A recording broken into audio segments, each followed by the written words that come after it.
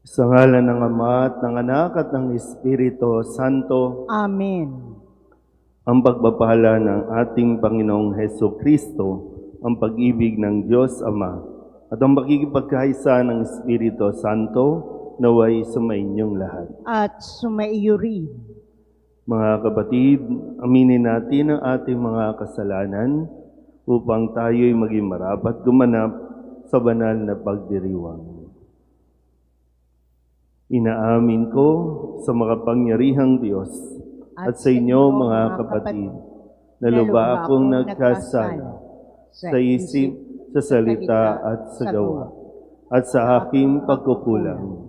Kaya isinasamo ko sa mahal na Birheng Maria, sa lahat ng mga anghel at mga banal, at sa inyo mga kapatid, na ako'y panalangin sa Panginoong ating Diyos. Kaawaan tayo ng makapangyarihang Diyos, patawarin tayo sa ating mga kasalanan, at patnubayan tayo sa buhay na walang hanggan. Amen. Panginoon, kaawaan mo kami. Panginoon, kaawaan mo kami. Kristo, kaawaan mo kami. Kristo, kaawaan mo kami. Panginoon, kaawaan mo kami. Panginoon, kaawaan mo kami. Manalangin tayo. Ama naming makapangyarihan, lingapin mo at kupkupin ang iyong sambayanan, sapagkat kami may hinang tao lamang na pawang babagsak kapag di mo inalalayan. Tulungan mo kaming laging lumayo sa kasamaan at mamalaging tumatahak sa landas ng kaligtasan, sa pamamagitan ni Jesucristo kasama ng Espiritu Santo, magpasawalang hanggan. Amen.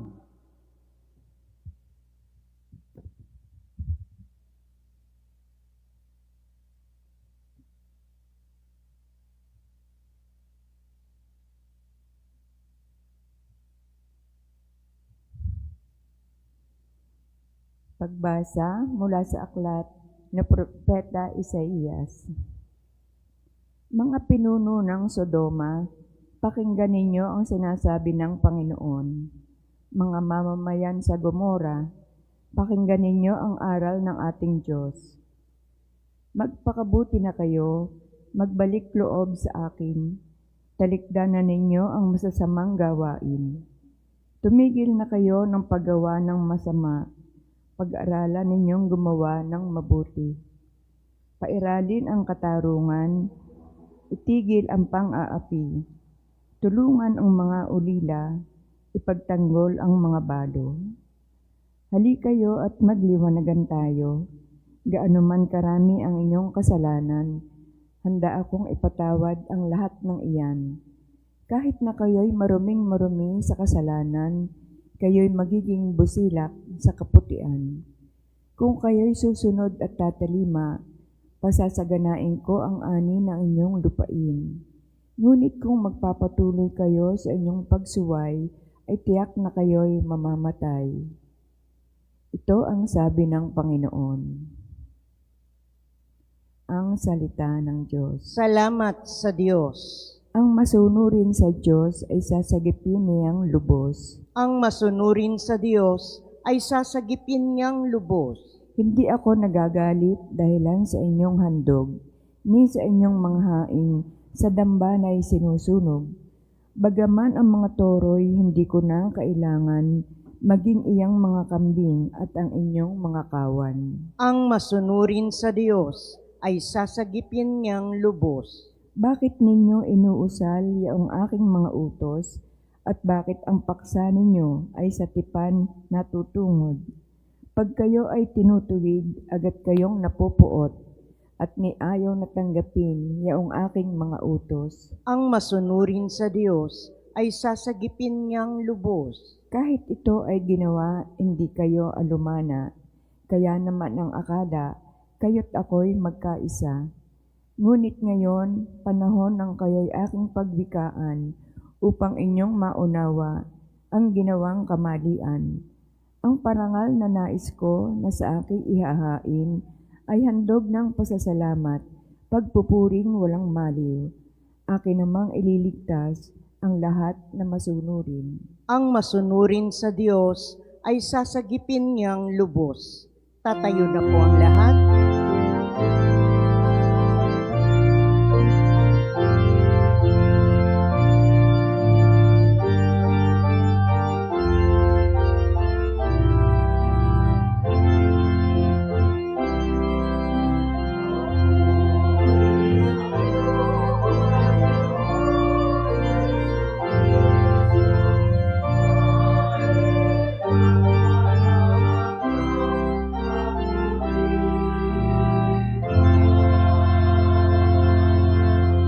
Sinabi ng Poong Mahal, kasamaan ay layuan, kasalanay pagsisihan, kayo ay magbagong buhay, magbalik loob na tunay.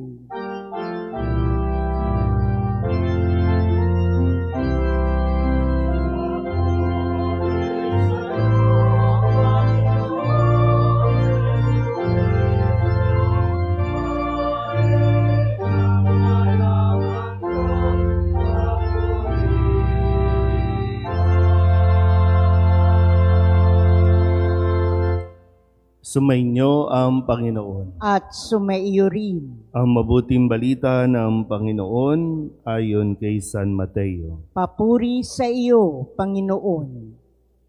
Noong panahong iyon, sinabi ni Jesus sa mga tao at sa kanyang mga alagad, ang mga iskriba at ang mga pariseyo ang kinikilalang tagapagpaliwanag ng kautusan ni Moises.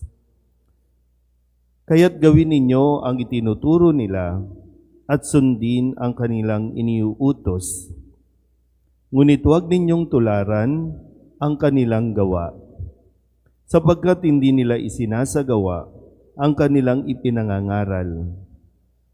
Nagbibigkis sila ng mabibigat na dalahin at ipinapasan sa mga tao. Ngunit ni daliri ay ayaw nilang igalaw upang tumulong sa pagdadala ng mga iyon. Pawang pakitang tao ang kanilang mga gawa.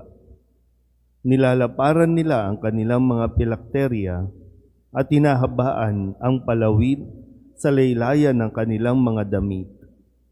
Ang ibig nila'y ang mga upuang pandangal sa mga piging at ang mga tanging luklukan sa mga sinagoga. Ang ibig nila'y pagbugayan sila sa mga liwasang bayan at tawaging guro. Ngunit kayo, huwag kayong patawag na guro, sapagkat iisa ang inyong guro, at kayong lahat ay magkakapatid. At huwag ninyong tawaging ama ang sino mang tao sa lupa, sapagkat iisa ang inyong ama, ang amang nasa langit. Huwag kayong patawag na tagapagturo, sapagkat iisa ang inyong tagapagturo, ang Mesiyas. Ang pinakadakila sa inyo ay dapat maging lingkod ninyo. Ang nagpapakataas ay ibababa, at ang nagpapakababa ay itataas. Ang mabuting balita ng Panginoon. Pinupuri ka namin, Panginoong Hesukristo. Isang magandang umaga po sa inyong lahat.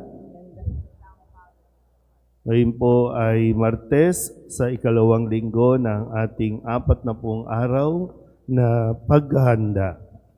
At sa ating pong Ebanghelyo sa araw na ito, pinapaliwanag ni Jesus sa mga tao, lalong-lalo na sa kanyang mga alagad, ang tungkol sa pagsasabuhay ng kanilang mga ituturo. Yung sila mismo ang magpakita ng pag-unawa at magsabuhay ng mga utos na binigay ng Diyos. Kapag sinabing utos, ito ay ang mga batas, mga tuntunin na ibinigay ng Diyos na dapat sundin, dapat isabuhay ng mga tao. At mayroon po mga itinatalagang mga tao para magpaliwanag nito nang sa ganon ay hindi ito lubusang makalimutan ng mga tao, lalo na kapag nagpapalit tayo ng henerasyon. No? Tayo, mga nandito, ilang sandali na lang, no? Ilang taon na lang tayo sa mundong ito, no? At yung mga kabataan ngayon, kung walang magtuturo, makakalimutan nila itong mga tuntuning ito. Ngayon pa nga lang, no? Sa ating mga nandito, hindi ko alam kung ilan sa atin ang memorize pa ang Ten Commandments. Nakakalimutan na natin. Para bang nabubuhay na lang tayo sa araw-araw na parang paano nga ba tayo nabubuhay? Kasi ang mga batas, ito ang mga rules o guide ng tao sa kanyang pamumuhay araw-araw.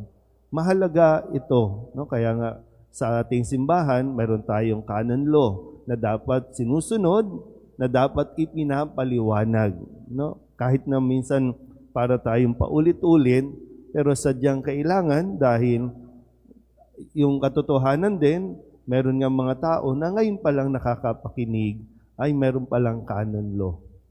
So, sa Ebanghelyo, ipinaliwanag na ito ang mga ginagampanan ng mga iskriba at mga pariseyo.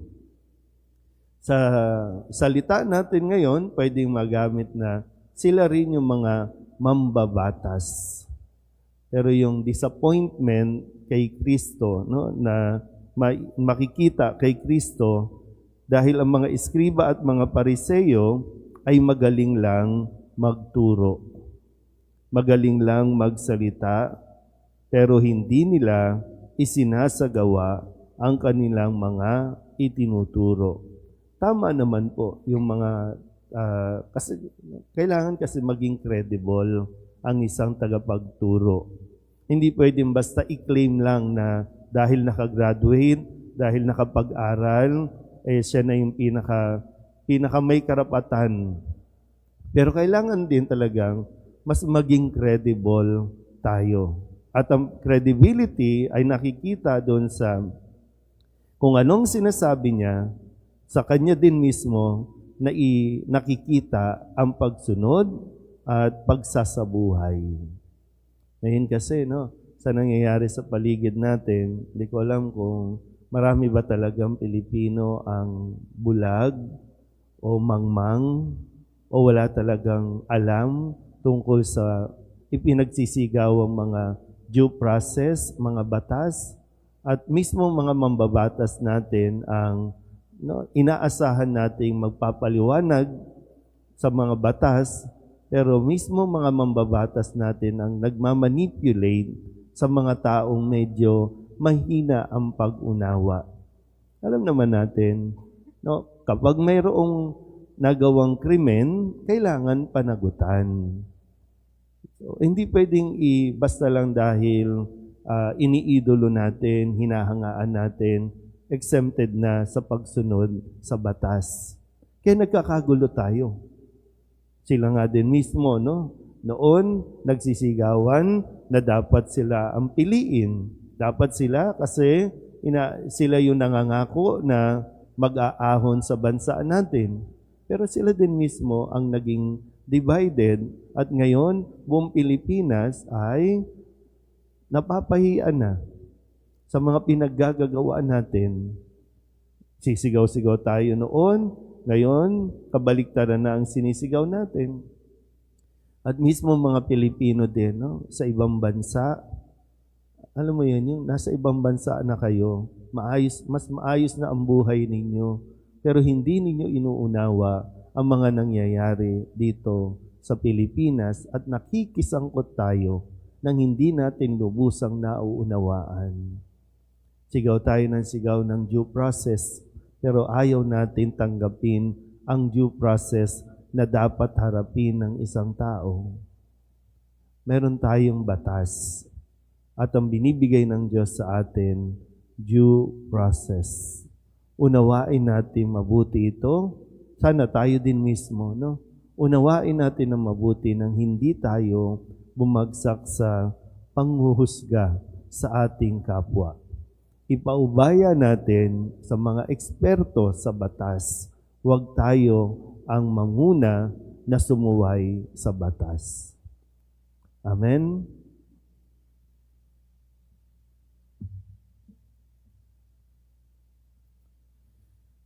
Sundin natin ang mga pangaral ng ating Panginoon na siyang nagturo sa atin na tuparin ang kanyang gawain ng may kababaang loob at walang pagmamagaling. Ang ating pong itutugon, Panginoon, dinggin mo ang aming panalangin. Panginoon, dinggin mo ang aming panalangin. Ang mga pinuno ng simbahan, naway maging lubos ang pag-aalay ng sarili sa kanilang dakilang bukasyon na ipangaral ang Ebanghelyo. Manalangin tayo sa Panginoon. Panginoon, dinggin mo ang aming panalangin. Ang mga magulang at guro, naway makita ang kanilang mga itinuturo sa pamamagitan ng pagpapatotoo at mabubuting halimbawa. Manalangin tayo sa Panginoon. Panginoon, dinggin mo ang aming panalangin. At tinawang laging sikaping gawin ang matuwid upang maging isang buhay na kapangyarihang nagkakabisa sa ating mga pagkilos ang salita ng Diyos. Manalangin tayo sa Panginoon. Panginoon, dinggin mo ang aming panalangin. At tinawang kalingain ng may pag-ibig at habag ang mga may sakit, mga matatanda at mga nangungulila. Manalangin tayo sa Panginoon. Panginoon, dinggin mo ang aming panalangin. Ang mga namayapa, naway makatagpo ng kapahingahan at bagong buhay sa kaharian ng Diyos. Manalangin tayo sa Panginoon. Panginoon, dinggin mo ang aming panalangin. Idulog din natin sa Panginoon ang ating mga personal na kahilingan at mga panalangin para sa ating mga pamilya, kasama din ang mga kahilingan ng mga nanonood sa online. Lahat ng mga misang pasasalamat, espesyal na intensyon, agarang paggaling ng mga may sakit, ang lahat ng mga kaluluwa na inihiling na ipagdasal sa misang ito.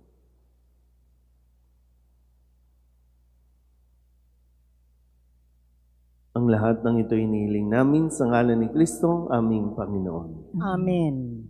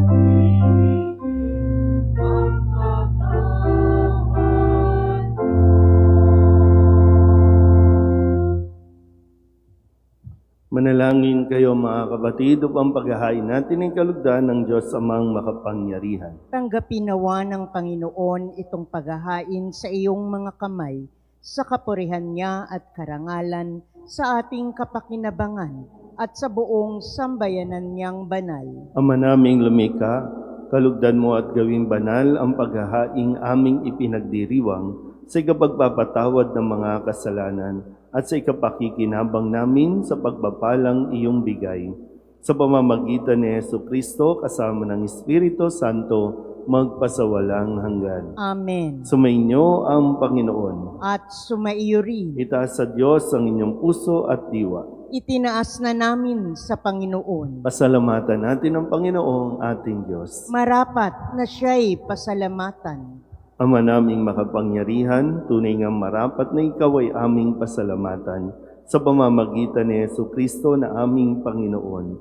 Sa aming kusang pagtitiis ng hirap, tinutulungan mo ang aming maitumpak ang kinamiyas ng pagsalungat sa pananagutang iyong iniatas sa aming pagtulad sa anak mong mahal na nagpakasakit para sa tanan. Ang pagsisikap namin iyong kinalulugdan at ang pagpapakabuti namin iyong ikinararangal. Kaya kaisa ng mga anghel na nagsisiawit ng papuri sa iyo nang walang humpay sa kalangitan, kami nagbubunyi sa iyong kadakilaan.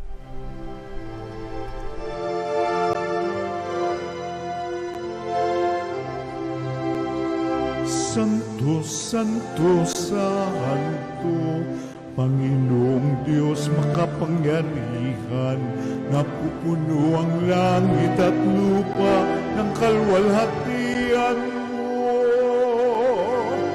Hosana sa kaitaasan, pinagpalang na paririto sa ngalan ng Panginoon. Hosana sa kaitaasan.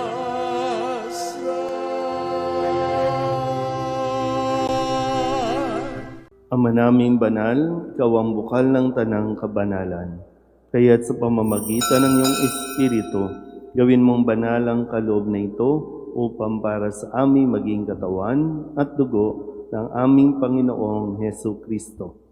Bago niya pinagtisang kusang loob na maging handog, inawakan niya ang tinapay, pinasalamatan kaniya, pinaghati-hati niya iyon, iniabot sa kanyang mga alagad at sinabi, "Tanggapin ninyong lahat ito at kanin, ito ang aking katawan na ihahandog para sa inyo."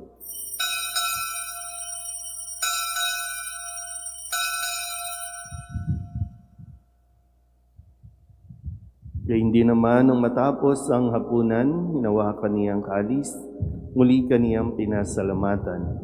Iniabot niya ang kalis sa kanyang mga alagad at sinabi, "Tanggapin ninyong lahat ito at inumin. Ito ang kalis ng aking dugo, ng bago at walang hanggang tipan. Ang aking dugo na ibubuhos para sa inyo at para sa lahat, sa ikapagpapatawad ng mga kasalanan. Gawin ninyo ito sa pag-alaala sa akin."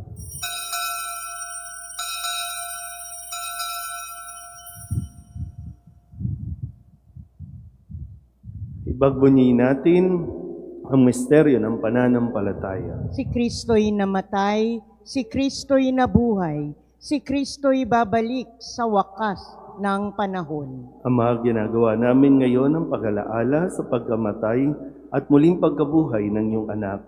Kaya tiniaalay namin sa iyo ang tinapay na nagbibigay buhay at ang kalis na nagkakaloob ng kaligtasan. Kami nagpapasalamat dahil kami iyong minarapat na tumayo sa harap mo para maglingkod sa iyo. Isinasamo namin kami magsasalo-salo sa katawan at dugo ni Kristo ay mabuklod sa pagkakaisa sa pamamagitan ng Espiritu Santo. Ama, lingapin mo ang iyong simbahang laganap sa buong daigdig. Huspusin mo kami sa pag-ibig kay San Leon na aming Papa at ni Jose na aming Obispo at ng Tanang Kaparian. Alalahanin mo rin ang mga kapatid naming nahimlay na may pag-asang sila'y muling mabubuhay, gayon din ang lahat ng mga pumanaw. Kawaan mo sila at patuloyin sa iyong kaliwanagan. Kawaan mo at pagindapating kaming lahat na makasalo sa iyong buhay na walang wakas. Kaysa ng mahal na Birheng Maria na Ina ng Diyos, ng kabiyak ng puso niyang sa San Jose, kaysa ng mga apostol at ng lahat ng mga banal na namuhay dito sa daigdig ng kalugod-lugod sa iyo, may pagdiwang nawa namin ng pagpupuri sa ikararangal mo sa pamamagitan ng iyong anak na aming Panginoong Hesu Kristo. Sa pamamagitan ni Kristo, kasama niya at sa Kanya, ang lahat ng parangal at papuri ay sa iyo, Diyos amang makapangyarihan, kasama ng Espiritu Santo, magpasawalang hanggan.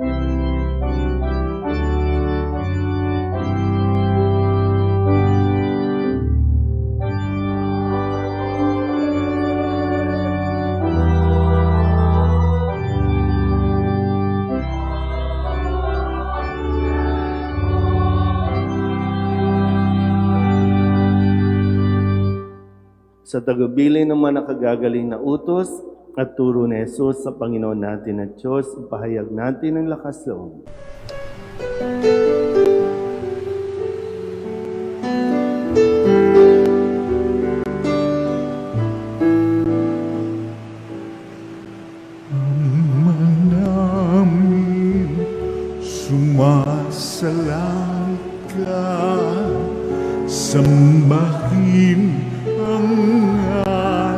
kaharian mo, mapasamin ang kaharian mo, sundin ang loob mo dito sa lupa para nang sa langit. Bigyan mo po kami ngayon ng aming kakanin sa araw-araw at patawarin mo kami sa aming mga sala para ng pagpapatawad namin sa nagkakasala sa amin. At huwag mo kaming ipagdulot sa tukso, at yadya mo kami sa lahat ng masama. Inihiling namin kami iadya sa lahat ng masama, pagkalooban ng kapayapaan araw-araw, iligtas sa kasalanan, at ilayo sa lahat ng kapahamakan, samantalang aming pinananabikan ang dakilang araw ng pagpapahayag ng tagapagligtas naming sa Jesucristo. Sapagkat iyo ang kaharian at ang kapangyarihan at ang kapurihan, magpakailanman. Amen. Panginoong Jesucristo, sinabi mo sa iyong mga apostol, kapayapaan ang iniiwan ko sa inyo, ang aking kapayapaan ang binibigay ko sa inyo. Tunghayan mo ang aming pananampalataya at huwag ang aming mga pagkakasala. Pagkalooban mo kami ng kapayapaan at pagkakaisa ayon sa iyong kalooban, kasama ng Espiritu Santo, magpasawalang hanggan. Amen. Ang kapayapaan ng Panginoon ay laging sumainyo. At sumaiyo rin. Magbigayan po tayo ng kapayapaan sa isa't isa.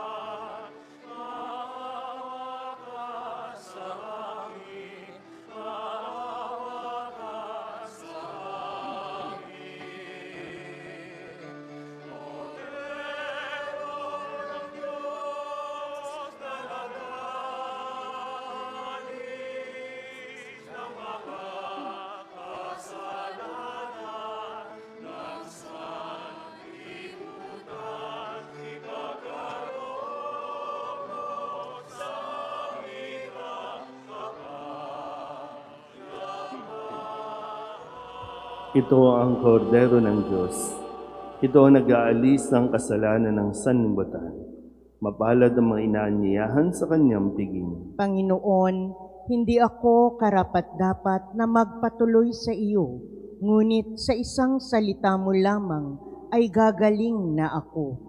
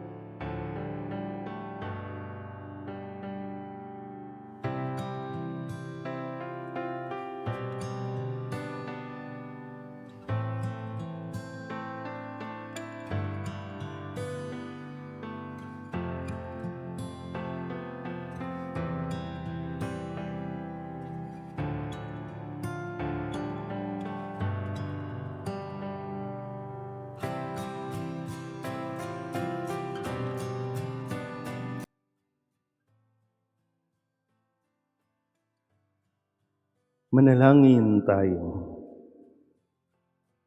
Ama naming mapagmahal, sa aming banal na pagsasalong ito, katapatan sa pamumuhay namin, dagdagan mo, at tulungan mong kami mamalaging kalugod-lugod sa iyo, sa pamamagitan ni Jesucristo, kasama ng Espiritu Santo, magpasawalang hanggan. Amen. Sumainyo ang Panginoon. At sumaiyo rin. At pagpalain kayo ng makapangyarihang Diyos, Ama at Anak, at Espiritu Santo. Amen. Tapos ang banal na misa, humayo tayo sa kapayapaan ni Kristo. Salamat sa Diyos. Magandang umaga po.